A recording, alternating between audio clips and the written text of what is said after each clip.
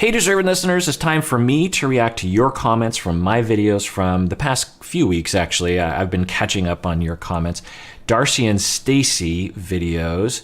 Cam says, I think Darcy needs a lot of profuse, outwardly expressed love and praise to fulfill her needs. She's unlikely to find someone who could do it enough to actually make her feel loved. Therapy is the answer. Yeah, it's a good observation, Cam.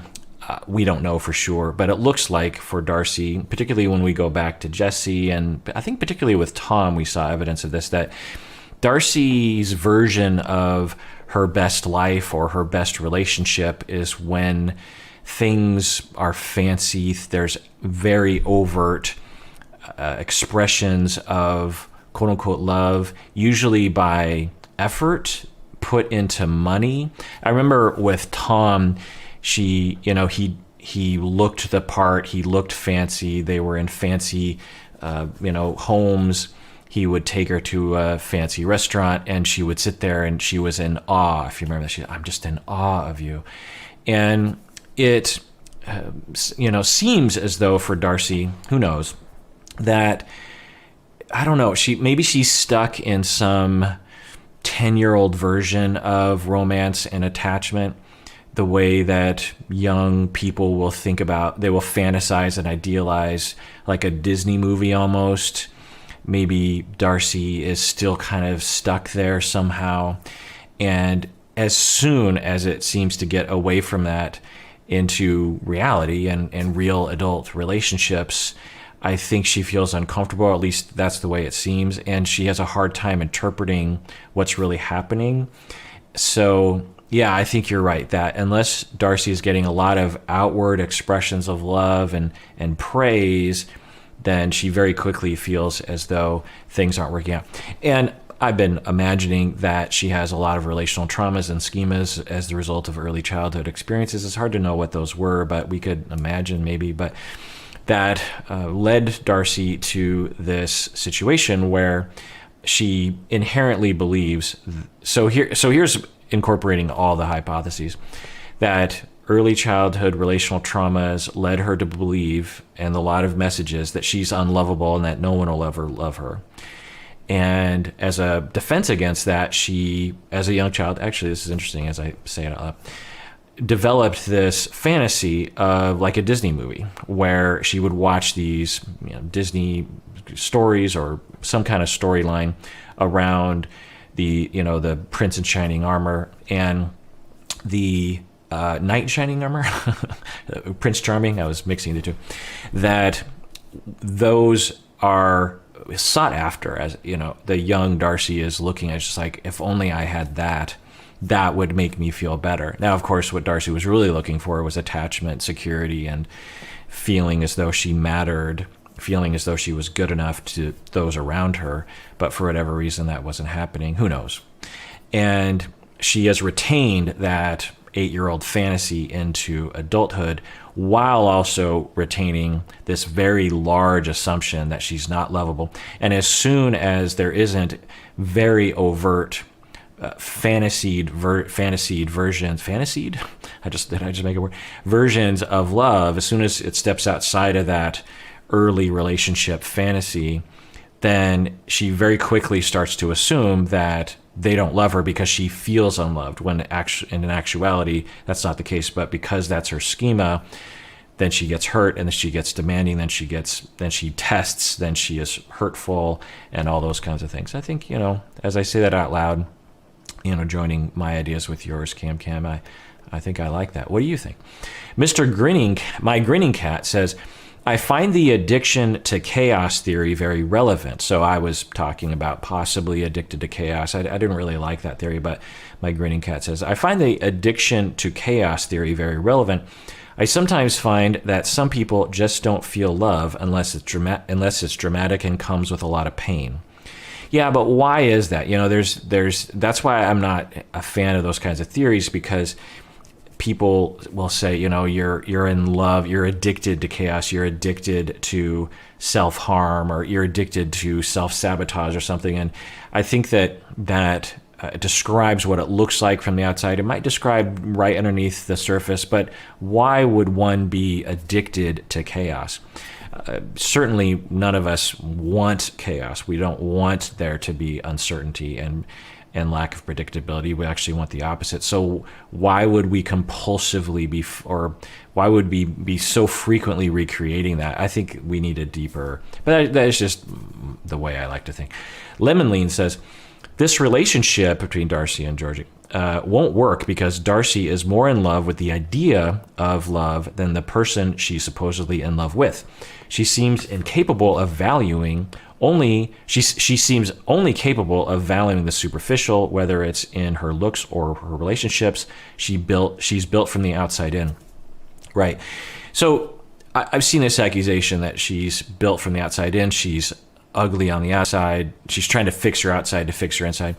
Again, these are compelling narratives apparently, but for me, I find that the conceptualization I had earlier, I think describes more of, it's more, satisfying to me. But certainly this is a good observation, that the relationship won't work because Darcy's more in love with the idea of love. And that that aligns with the hypothesis I said earlier that Darcy, once she discovered this fantasy version of love, that's what she keeps trying to achieve, because it seems like maybe the only way she can get love and attachment, but of course it doesn't work. Deanna says, I really admire how Georgie continues to handle this, but the testing and bullying of him is too much. Yeah. Feed Your Head says, it seems Darcy is so sensitive to how she is treated, but has no issue with treating someone else in a way she wouldn't be able to cope with. Yeah, that's the theme of this season. Rachel says, Darcy is just like my ex. Declares he wants a fun evening and doesn't want any fights, then spends the entire evening trying to pick fights. Yeah, sorry you're going through that, Rachel. Or you did go through that. Dawn says, is it just me, or are joy, happiness, and laughter missing from all of Darcy and Stacy's relationships? It's a good question, and I think it is relevant. Hard to know, because of course this is a reality show and they only shoot certain things and they only edit certain things into the show. So it's hard to know about Stacy and Florian, because they have a lot of contact and many years together. Darcy's, though, her relationship, and this observation fits within my larger observation that Darcy, and what people are saying earlier, that Darcy doesn't seem to be really relating with these individuals in a mature, differentiated, sort of healthy way. When you are really interacting with someone, you want to have joy, you want to have happiness, you want to have laughter, you have reactions to it, you're interested in the other person. Remember how Tom said during that terrible meeting in that high rise where he was very mean to her, and she had in fact, that episode was the very first episode of 90 Day Fiancé I'd ever watched, because, just a little side note, that I reacted to Love is Blind, put it up on YouTube, and a lot of people liked it, and they said, I got all these requests, and it's like a lot of people wanting me to watch 90 Day Fiancé. So I just turned on that week's episodes of 90 Day Fiancé, and it was that episode where Darcy goes to meet Tom. And then I posted that reaction video, and I didn't know Tom, I didn't know Darcy, and I was just reacting. And then everyone flooded me with comments. It's like, you don't get it. Like, there's this whole history there, and you have to understand Darcy, and you got to go back to the beginning.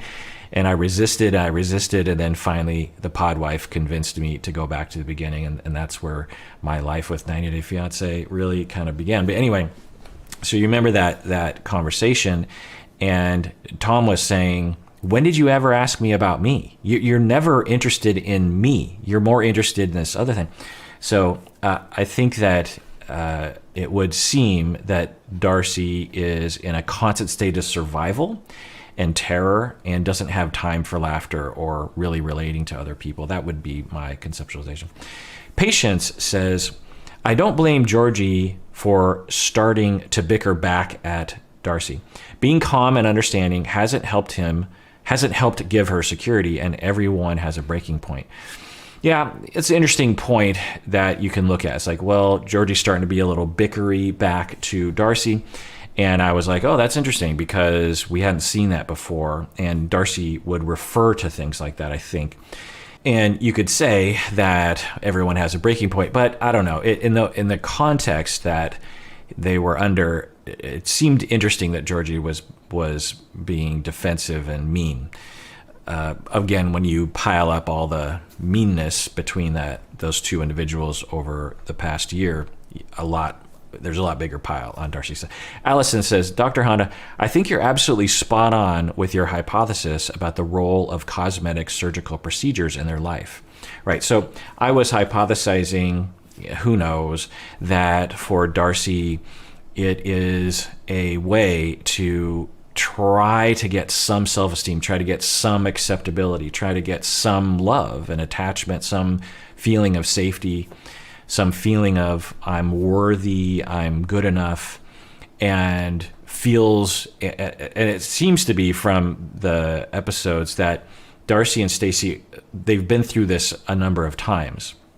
Maybe even going back to when, because you see their pictures when they were in high school and they just look like everyday people. And then at some point they started to transition, maybe not immediately with surgical procedures, but with clothes and hair and bling and it's I think they even said this, that their self-esteem, or where they really blossomed, was well after, well into adulthood, as they started to adopt this other kind of persona that they didn't have when they were younger.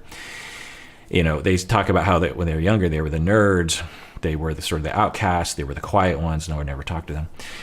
And so it's possible that the two of them have continually gone on this cycle where they will feel bad about themselves. And it seems like Darcy in particular, I don't know how, it's hard to know where Stacey stands. It's hard to know what Stacey would be doing if it weren't for Darcy.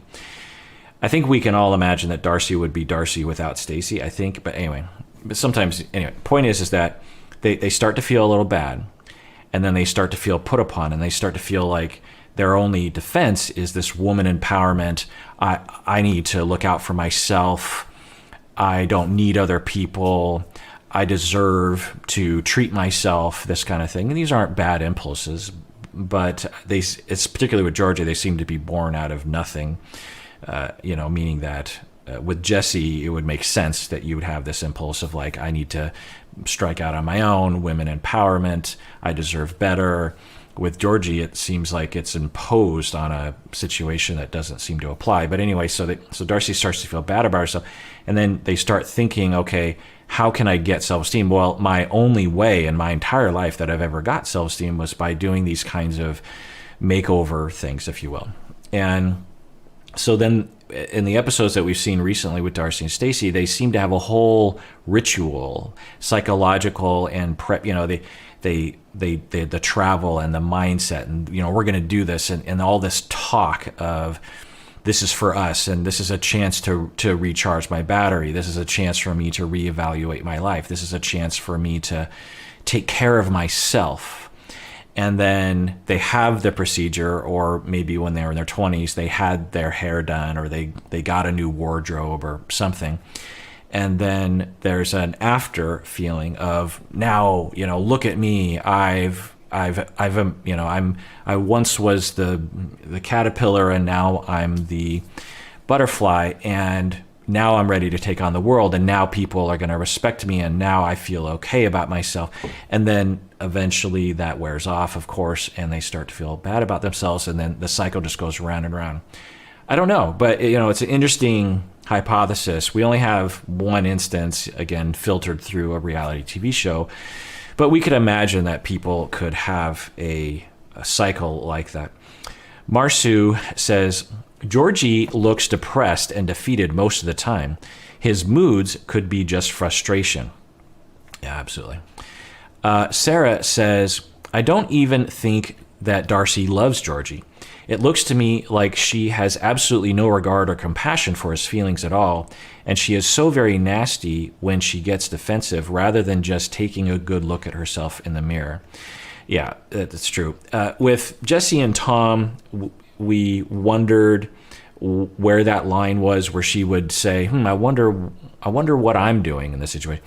But with Georgie, it's such a stark realization or picture that we are getting, indicating that there doesn't seem to be any room or questioning of, am I doing something? Is there something about me that is causing this? Did I go too far that time? Do I have insecurity? I mean, well, I guess sometimes she will mention, maybe not this season, that she has quote unquote trust issues based on the past that'll get triggered. Did that happen? I feel like that must have happened at some point, but it certainly wasn't a strong signal that she was identifying with any. Jenny and Summit's Naomi meme says, could it be that Summit actually deep down wants her to be the one to break up and finish things? I think deep down he knows his culture will make it too difficult for them to be together. Yeah, I think there's a lot of assumptions about Summit and his motivations in the comment section. To me, who knows, it looks like Summit really does love Jenny and really wants to be with her, and vice versa. They've been through a lot over the past 10 years, and I imagine that their day-to-day living, aside from these moments where, because, you know, it's been 10 years that they've, and I don't know how many years that they've lived together in India, maybe 2 or 3, maybe more, and or at least total, maybe, anyway, point is that it looks to me like Summit really, really does love her, and it looks to me like he's trying to make this situation work, where he has his culture and his family and his in-laws and the law situation that is, you know, really hard to divorce. Something like 1% of people in India 1% of marriages end in divorce. That is extremely low. In the United States, it's close to 50%. So. And in the United States, we have stigma around divorce. Imagine, so that's one of the things that's really been educational for me, is watching this and going, oh, that's why it's 1%. Because I always saw that stat and wondered if it was just some kind of, you know, different value system. And of course it is, but there's also this element that we've seen of sometimes it's virtually impossible to actually get divorced, even if everyone wants it to happen. So anyway, I think that Summit really does love her and is trying to say, well, in order to make this work, we can't really get married, but we can live together through this visa process. And maybe that means we go to Nepal. Maybe that means we go here. Maybe that means we extend this here and there. And I think that it looks as though Summit is having a problem with committing. But I don't think so, or that he's lying, or that he is, I don't know, somehow tricking her or something. I think he's dealing with a very difficult situation as best as I think he thinks he can. Now, of course, he has this lifetime of lying to his parents in particular, but I think maybe, and going into denial, that really harms Jenny. Because it'd be one thing if he said, look, I don't think we're ever going to get married, but here's how we can make it work. He lays it all out. Then Jenny can say yes or no. But I don't know. So on one hand, I think he thinks that way, but he doesn't want to say because he's worried that she's going to reject him. And or two, he's in just denial of the whole thing. He seems to be kind of in denial of what's really happening. And Jenny is bumping up against this denial, and then he criticizes her, like, just calm down, and then she explodes because it's kind of a crazy making situation. Anyway, Linda says, my heart breaks for Jenny and for the years she has lost pursuing this relationship. Yeah, I mean, I don't know if it's over. It's quite possible that it's not, and that they somehow figure out a way. Their love is very strong for each other, and I imagine that it's not over yet. It could be, though. Lynn says, I've heard you call people jerk face before in your videos. I'd say Summit is being a jerk face no matter what the reason. Yeah, I understand the feelings for Jenny for sure. I mean, you just have to feel bad for Jenny, but Summit as well. I mean, just think about what he's been through in his life. He was forced to marry someone he didn't want to marry. It's just part of it. And then remember what the mom was like during that confrontation? Yikes. Petals says, it's quite insightful that Sumit believes Jenny was overreacting, but his mother wasn't. Right. So I think for Sumit, he doesn't feel comfortable or secure with his mom, so he can't really criticize her, but does feel secure enough with Jenny that he can. Also, it's interesting that he has, you'll hear me talk about projective identification or recreation or repetition compulsion, that he has socialized Jenny to act like his mom. Isn't that interesting? Ryu says, Sumit, the human form of lying by omission. Yeah, it's unclear if it's lying by omission or complete denial, which I could see it being both or either. Sabia says, I appreciate Dr. Honda expecting the best out of us, but so what was that? So I must have been saying something like, I hope y'all are nice to people and that you don't judge these people. I appreciate Dr. Honda expecting the best out of me and us, but I'll confess that I've talked shit about people on the show before. In fact, I have for years. But I've definitely pulled back since discovering these reactions by Dr. Honda. I definitely have more compassion for the people on this show, thanks to him. Yeah, it's music to my ears, Sabia, because one of the missions, or the main mission that I've had in my career and on this podcast, is to make the world a better place if I can, in my little way. And a huge component of that is self-compassion and compassion for others, because so much can be gained and so much is lost when we don't have it, not only just in interpersonal relationships with your spouses or your kids or your parents or your coworkers, but also on a national or community scale. When Republicans and Democrats don't have compassion for each other, we see what we have. When there's dehumanization, which is the opposite of compassion, we see not only political strife and complete divide of understanding, but also in other situations, genocide, these kinds of things. To humanize and have compassion and to deal with issues in the self such that we don't have to project them onto others and attack them on the outside of us can really solve the world's problems, in my opinion. So Sabia, music to my ears that you have more compassion for, because these are human beings. There's not a single. There's been a couple instances. I'm trying to remember where I was like, "Ooh, that person is a piece of work." Often it's the friends, like when Dean of Tariq's brother was just railing on what's her name, Tariq and Hazel when. Dean was railing on Hazel. I remember I didn't have any compassion for Dean in that moment. But maybe I did. Maybe I was like, well, he's his brother. Maybe he thinks it's his job to protect his brother. Anyway. Susie says, if they took his passport, Sumit's passport, it is proof that Sumit is being controlled. I mean, if someone has your passport, it's because you're a prisoner. Yeah, that's a good point. To point out that he doesn't have his passport, that was taken from him. That's just a sliver of the overall situation regarding the prisonership that Sumit is under culturally and familially. Ellie and Victor. So we're finally getting into a new couple here. Ellie from Seattle, Victor from Providencia, which is a part of Colombia. Sunny says, Ellie's storyline is so concerning. I don't understand why she's selling everything to move to Providencia. This makes absolutely no sense. We've all seen enough to know this is a very bad bet. Yeah, indeed. Particularly given the circumstances. We don't know, but the circumstances that are presented to us, it's like, why not just visit and don't sell your business? How about just take your time with this, particularly given the circumstances? Political says, good old Political, says, I have to think she is not solely doing this for Victor.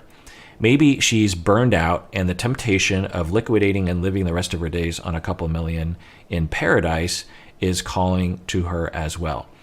Right, that's an interesting point, good old Political, that maybe for Ellie, there isn't just a romance involved in the motivation. Maybe it's like, I don't want to live in Seattle anymore. I don't like this business.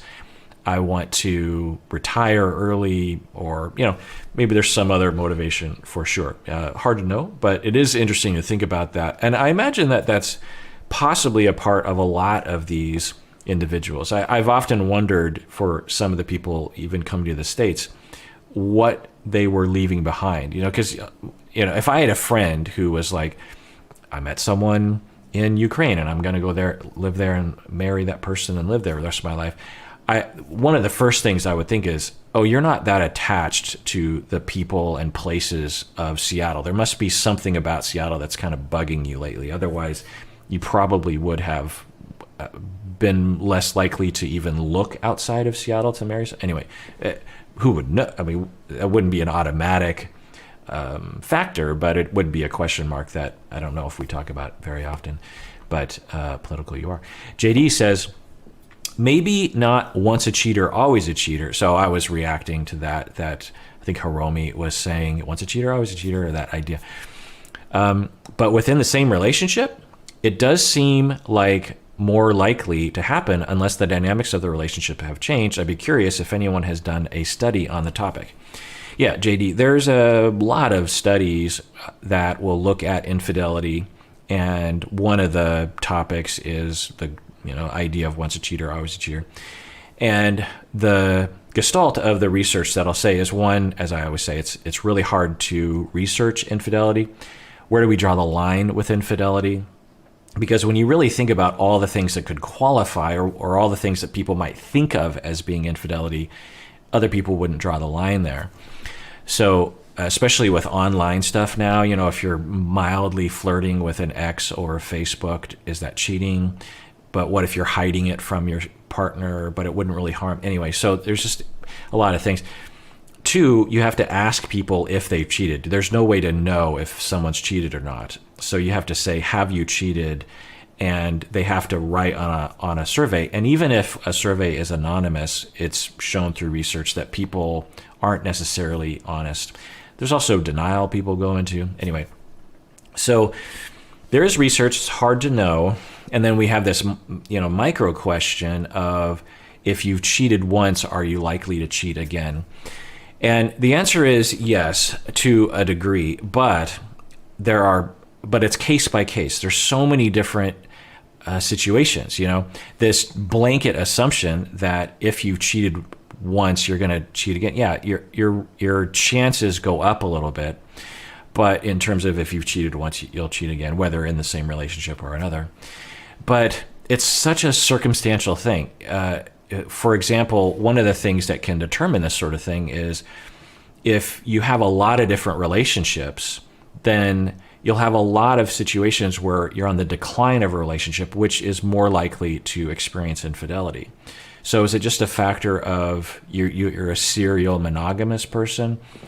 Is it really an indication of personality? Because that's the assumption that people make, which isn't true, is that if someone cheats, it's an indication of their personality, which it can be, but for the vast majority of people that are cheating, it's not. It just indicates circumstances or decisions or this sort of thing. People think, oh, you're a sex addict, or you're a psychopath, or a sociopath, is what the internet will call it. And certainly, if you are a psychopath, you are more likely to cheat and these kinds of things for sure. But those are pretty rare individuals. But maybe the more broader point that I should be emphasizing, that I've already said, is that cheating, like anything else when it comes to these kinds of behaviors, is extremely idiosyncratic to the individual, the relationship, and the time. You can have someone who cheats a lot in one relationship, and the same person will never cheat again for the rest of their life. Well, why is that? Well, there's so many different factors that play into it. How old you are, how much drinking you're involved in, how in love you are, how dedicated you are to your relationship, how much therapy you've been in. There's so many things that play into it. Whether or not the other person has cheated on you, whether someone's actually pressuring you to cheat with them. There's a lot of different things that play into it. And this blanket assumption that, well, if Victor has cheated before, he will do it again. I just don't know. It would seem very intelligent or wise to look at Victor and go, there's a big question mark there. because he has done it before, and it to such an extent. And I think I said maybe in a later video that Ellie would be wrong-headed to not ask that question for sure. But the assumption is I just don't appreciate or adhere to. Good old Terrasar says, I agree with you 100% about the representation and accents. Oh, so I was talking about how Hiromi, the Japanese-American Seattle woman that is friends with Ellie, I saw her and I was like, oh, Ellie has an Asian friend. And then as Hiromi started talking, I'm like, oh, not only does this Asian woman not only is she Asian American, but she doesn't have an accent. And she's also Japanese American like myself. And so often, and I was talking about, it should say something that I get anxious whenever I see it. And like I said in the video, of course, there are Asians who don't speak English. There are East Asians who come to the States and might have an English accent or have an accent while they're speaking English, for sure. But what about people like me who have been here for, my ancestors came over 120 years ago in Washington State. My people have been here longer than, I'm just going to take a guess and say longer than 95% of the white people that live in Seattle, because most people in Seattle are not from Seattle, especially when you go back a couple generations. So for me to be treated not only in person, but also in Hollywood as an automatic foreigner is racist, xenophobic, and bothersome. This idea, one of the things that will happen sometimes is you'll have an Asian American living in the South, and they'll have a Southern accent, and it'll be a laugh riot. Like, look at that Asian having a Southern accent. Well, look at that white person having a Southern accent. Those people are not originally from the South either. They're from Europe. So this idea that you would have an Asian American living in, Alabama with a Alabama accent shouldn't be surprising, because we've been here in the millions for over a century. So anyway, Terrasar says, I agree with you 100% about representation and accents. For me, I was underwhelmed by the depiction of Arabs and Middle Easterners and North Africans in Western media. We often get stuck with an accent and are allowed one of three occupations: taxi driver, convenience store owner, or terrorist. Yeah, absolutely. It's just... Now, is it the end of the world for me? No. I've been dealing with this for my entire life. Breakfast at Tiffany's, these kinds of things. Oddly enough, Star Trek, that was in the 60s, we had Sulu, a Japanese American like me who was born here in the United States, doesn't have an accent, treated as such. Sulu didn't have an accent on Star Trek. But anyway, growing up my whole life, it's been a problem. We did an episode on like the Bechdel test. I have the Asian Del test where I went through movies to see if it passes the Asian Del test. And the criteria that I had was, if the movie takes place in a place where there should be Asian Americans and there aren't any represented in the top 10 to 20 cast members, then it doesn't pass the Asian Del test. There are more specifics to it, and many movies did not pass, even though I might like the movie. Like Booksmart is a movie that takes place in the middle of Los Angeles, which of course has a lot of Asian Americans without accents. And the movie, in the 20 named characters, there was only one, and Asian American. He's very low on the list, and I think he had just a couple lines. So that doesn't pass the Asian Del test. Anyway, but my point is, it's not the end of the world to me. It's just to me. I'm not, if we get a lot of other things done in our society and that is left undone by the time I die, I don't care. Like, on the scale of things, there are bigger fish to fry. But it is one of those things that when I'm watching Ellie and I see this Asian walk on the screen, I'm like, oh, I hope she doesn't have an accent. I hope she doesn't have an accent. I hope she looks like an American and talks like an American, because I want to be represented. It's a thing. And I'm guessing a lot of you can relate. Even women, by the way, not on reality TV because there's a lot of women, but just like if you grew up in the 80s, watching action movies and you see a woman walk on the screen, I don't know, but I'm guessing that maybe a lot of y'all would say, oh, I hope she's not this vapid, just, objectified person. It's a similar, I'm sure a lot of you can relate. Anyway, Stephen and Alina, we have a new couple. Dominique says, Dr. Honda analyzing if it's okay to fart outside while people are eating cracks me up, LOL. Yeah, a lot of comments. Hunia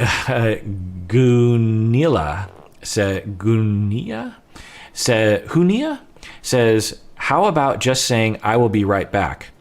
All right. Joe says, you don't have to lie. Just say, I need to go to the bath. So what I was saying was that you have three options. You either fart at the table, which is unkind. 2, you lie, I said, and go to the bathroom when in fact all you got to do is fart. Or you just stand up and walk 10 yards away and fart and come back. You can tell the truth. And so a lot of people are like saying, you don't have to lie. You could say you're going to the bathroom and fart there, and you're not lying. You're just sort of leaving something out. By the way, Podwife absolutely agrees with y'all. That was the first thing she said. She just came into my office. You don't have to lie. You can go to the bathroom and fart, and you don't have to announce to everyone that you're farting. It's okay. And I get it. Yeah. The tidal wave of comments, I will concede that I am either wrong or in the minority for sure. And I said that. My family's ideas.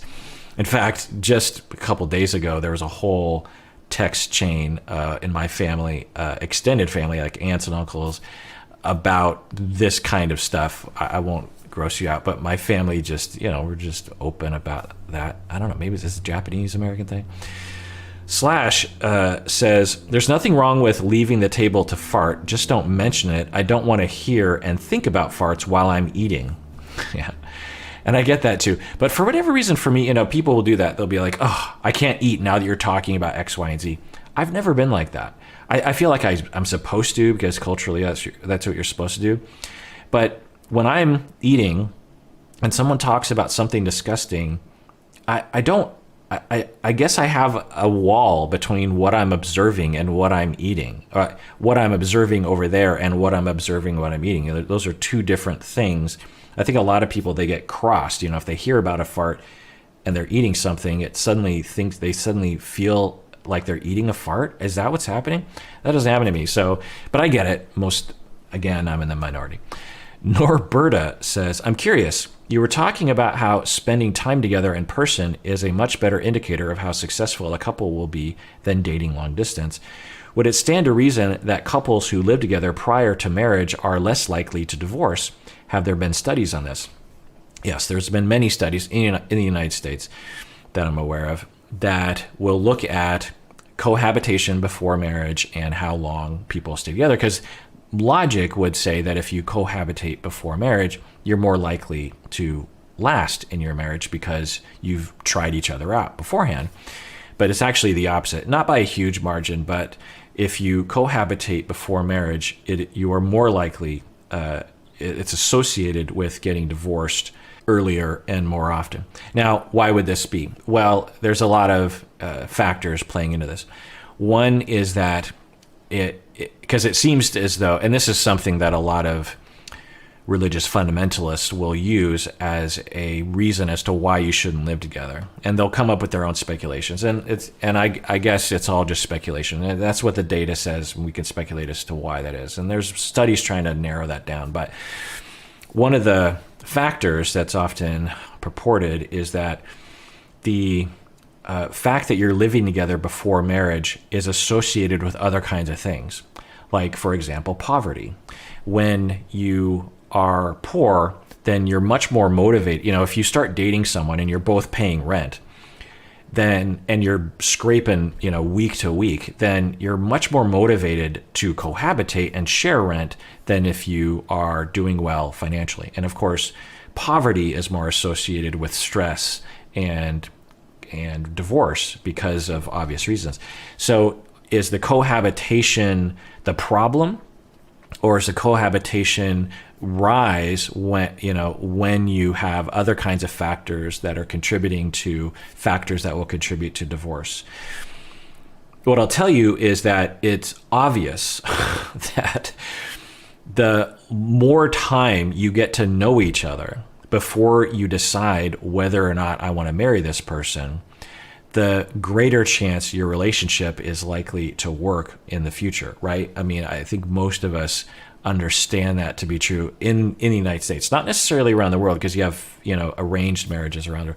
But the United States, we tend to, on average, mainstream values, value connection, love, friendship, even best friendship. The ideal of a marriage is you are best friends. You spend all your time together. You like the same things. Not around the world, that's not the dominant idea from what I understand. And in order to determine that, you have to spend a lot of time with someone and figure out, how do I feel around this person? Are we compatible? And of course, in-person socializing is the only way you can do that. And long distance over video chat and text, that doesn't facilitate that for sure. I mean, how many of you have, for example, swiped right on Tinder? You text over Tinder, you're like, oh my God, I'm hitting it off. And you meet in person, you're like, oh no. That's because texting is not a good indication of true compatibility. Now, if the relationship always lived over text, then maybe texting would be a good indication. But of course, most marriages are in person, so you have to spend time in person. It'd be similar to hearing about a town. Watching a bunch of YouTubes about Miami, for example. You've never been to Florida. You watch all these YouTube videos and you see people talking about Miami and you're like, oh, I bet you I would love living there. And then you live there and you're like, oh no, I hate it here. Yeah, all of us can understand that, right? You have to be there and experience it. A good old abominable snowman says, I love seeing Mormonism portrayed in the media. I was devoutly Mormon until the age of 21, and Mormonism is indeed a semi-cult. But I think it's mostly harmful in the way it teaches people to view sexuality negatively and its oppression of non-straight, non-binary people. Yeah, absolutely. I didn't mention that, but it deserves to be mentioned that, in all the discussion of is Mormonism a cult? Is it not a cult? And I was talking that it varies because communities, even in the United States, will differ from place to place. It's very democratic in a way. It's definitely top down, but the communities themselves, in my interactions with Mormon clients mainly, is that there's a lot of community decisions that will be made on the community level. Like the town will have their own culture, so to speak, and you can definitely have a cult and a harmful and a high control community in one town and then the next town over, since the culture is different and the leadership is different, that it could be very wonderful and loving and healthy and a positive in someone's life, and very non-culty and very allowing people to step in and out of the group. But absolutely, on average and as an organization, the Mormons, Church of Latter-day Saints, has historically been extremely sex negative, extremely opposed, not only just in their practices, but also politically by funding movements to oppress gay people, to oppress non-binary people. Absolutely, and not okay. Not okay. I don't care what organization you are. If your religion if a part of your religion is to oppress human beings for no reason other than you just made up this rule, then I have no sympathy for that. Not okay. Engineering McKay from Reddit, actually. So Engineering McKay, Engineering MK from Reddit actually emailed in and said, Dr. Hana's reactions inspired me to recreate a popular meme. It has become the most upvoted post on Psychology in Seattle subreddit.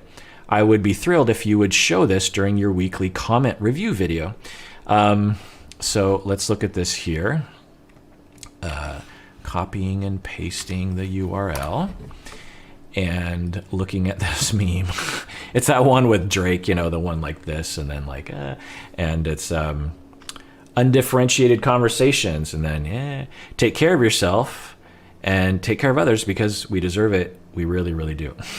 Yeah, it's great. It is bizarre to see people memify me. You grow up with memes and computer and internet stuff, and you're always the observer. And then to watch me being the subject is humbling.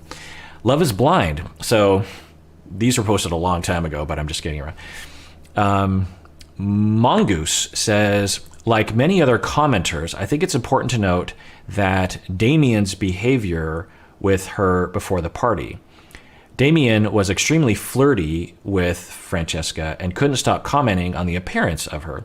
And Francesca's behavior was absolutely not platonic in response. I see this in Damien manipulating both Francesca and Giannina, not being honest with either of them and causing a lot of trouble.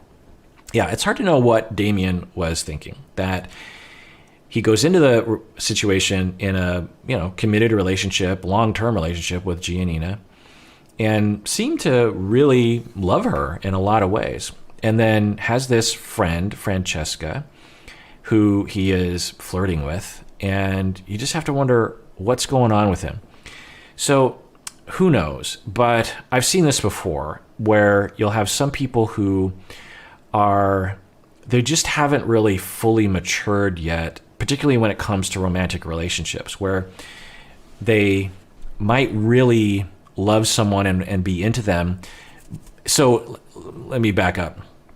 For monogamous relationships as opposed to polyamorous relationships and ethical non-monogamy, we typically cross a threshold of being open to other people and then not open to other people. So you're dating and you're still kind of open to other people maybe. And then there's certain threshold, maybe it's date 3, maybe it's 3 years in, where you cross this threshold if you're monogamously oriented and you say, okay, I'm committing myself to this person. And you might even verbally say that to the other person. And the thing that you have to do is, it's not just saying yes to something, you're now saying no to other things.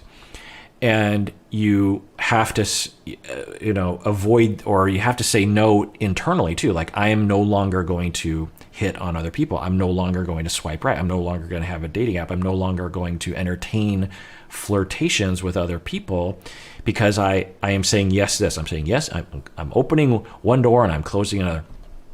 And I've seen with some people, they maybe because they don't have a lot of experience or something, even well into adulthood, they still don't realize that because they've opened a door, they have to shut the other one.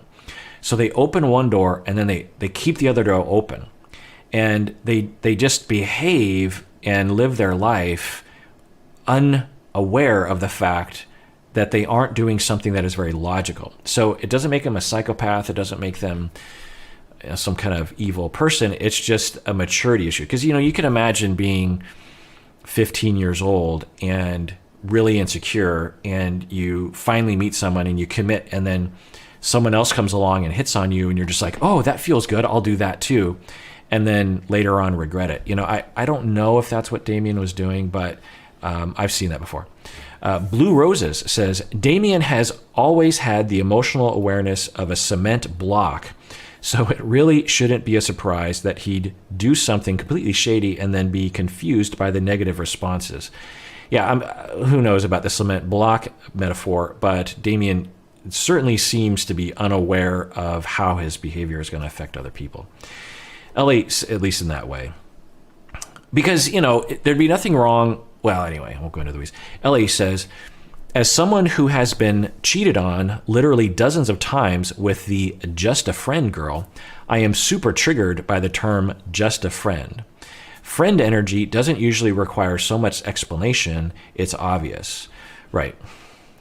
Els says, I'm glad you highlighted how Francesca was not making the effort to be friendly with Damien's friends and girlfriend, Giannina. My ex-husband hid a friend from me for months, and when we finally met, this friend was very standoffish with me. She never tried to be friends with me, but I did with her. Right. I mean, who knows what's going on with that? But if you're in Francesca's position, you should, if you're truly a friend to Damien, then you should be thinking, I bet you anything Giannina is worried about me. So I better come on strong. When I meet Giannina, I better say, hey, how's it going? By the way, I'm disgusted by this man. He's just a friend. You have nothing to worry about with me. And if you're ever upset, call me. I'm on your side.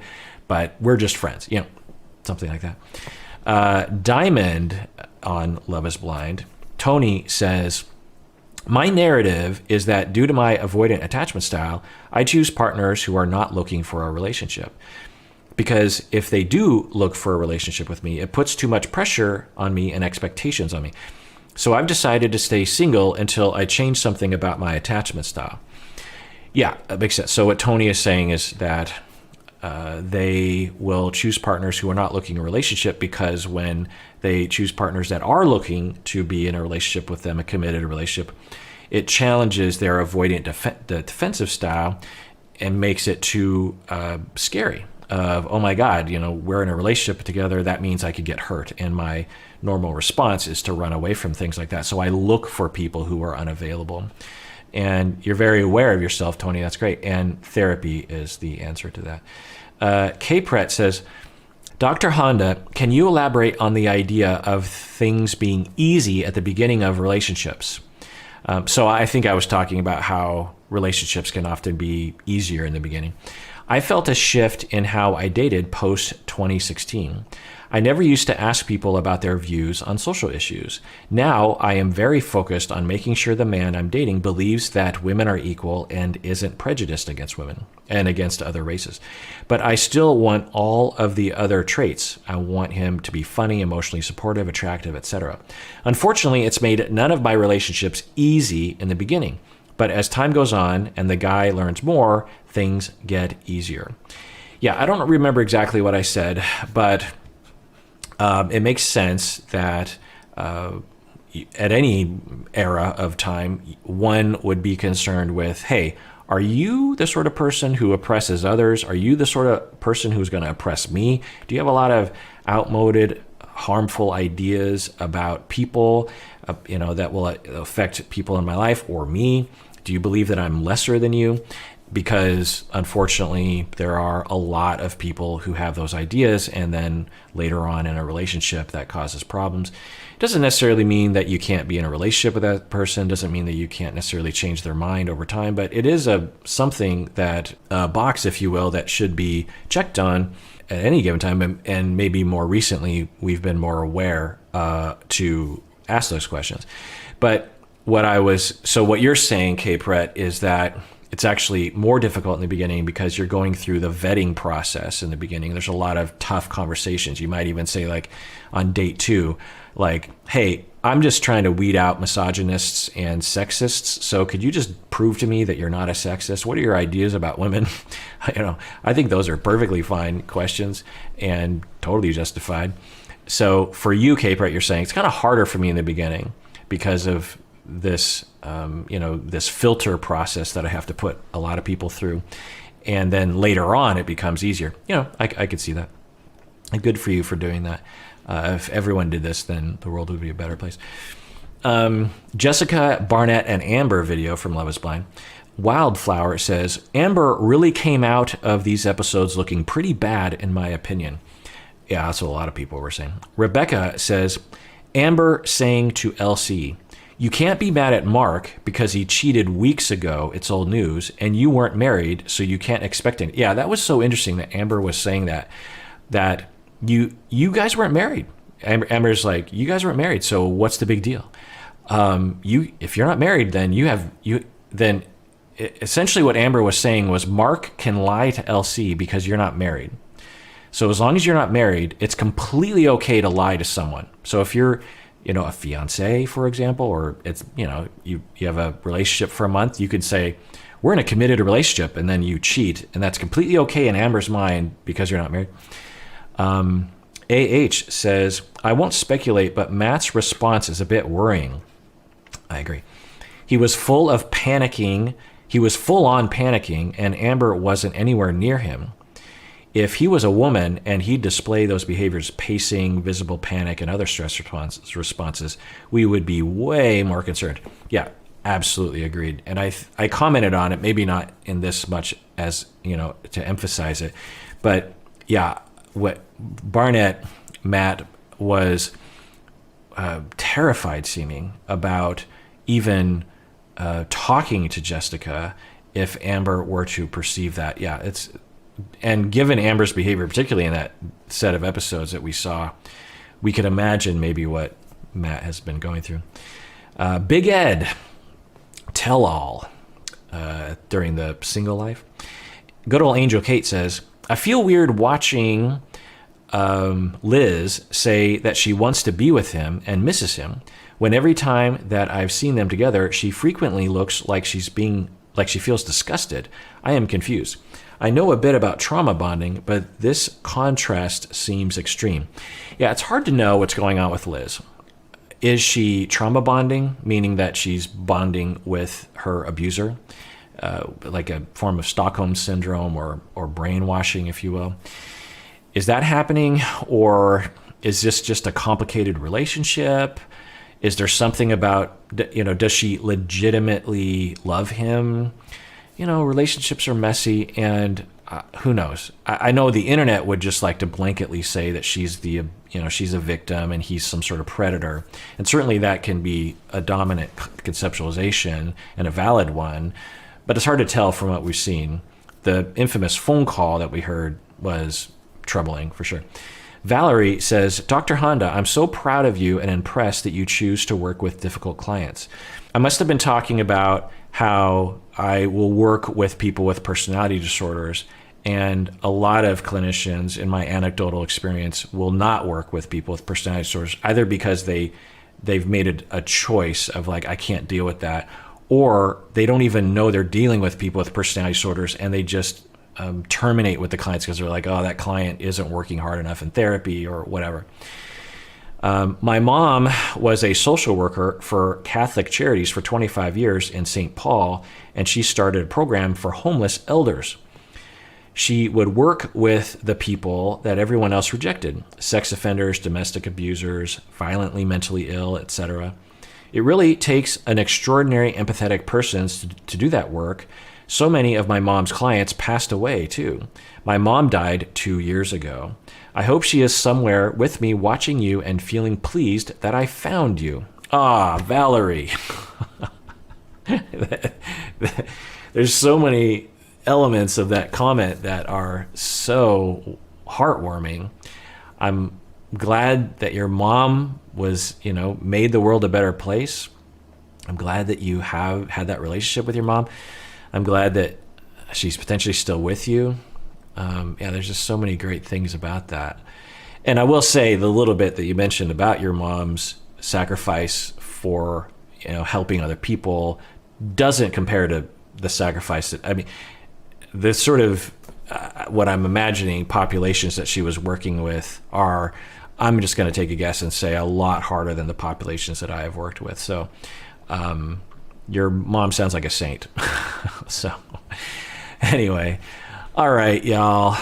I'm finally caught up. It's been a bit. I've been really, and by the way, everyone should be thanking the Podwife as well. She works behind the scenes to set these comment videos up. She, of course, does all the posting and a lot of the behind the scenes stuff. So if people want to thank the Podwife in the comments below, or any video really, then y'all can do that. And everyone out there, please take care of yourself because you deserve it. You really, really do.